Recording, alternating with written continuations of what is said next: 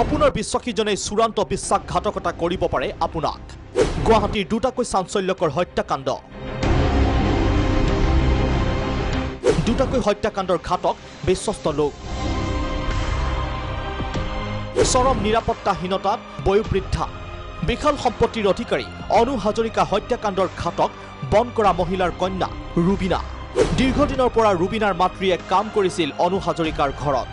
ৰুবিনাৰ বিয়াৰ সমস্ত খৰচ বহন কৰিছিল অনু হাজৰিকাই সেই ৰুবিনাৰে স্বামী ভাতৃয়ে মিলি হত্যা কৰিলে অনু হাজৰিকা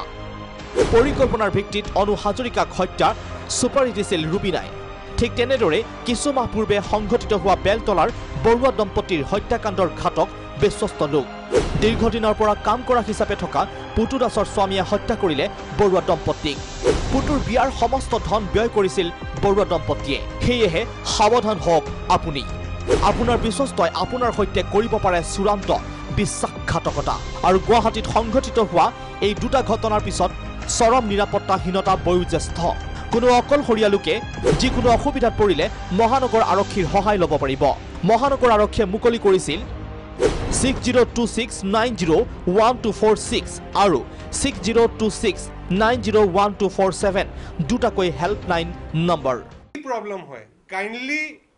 আপোনাক কিবা ডিস্ট্ৰেছ হয় কালি কোনবা মানুহ ডিস্ট্ৰেছ আছিলে because there was some problem তেখেতৰ মহল্লাত কিবা প্ৰবলেম আছিলে পুলিচ গৈ এইটো সহায় কৰিলে we are there to help everyone এপিনে অনু হাজৰিকাৰ ঘৰৰ পৰা ঘাতকে প্ৰায় 8 পৰা 9 লাখ টকা লৈ যোৱাৰ তথ্য পাইছে আৰক্ষীয়ে ভিডিঅ' জাৰ্নেলিষ্ট সৌৰৱৰ সহযোগত ববিতা গগৈ ৰিপোৰ্ট প্ৰাগ নিউজ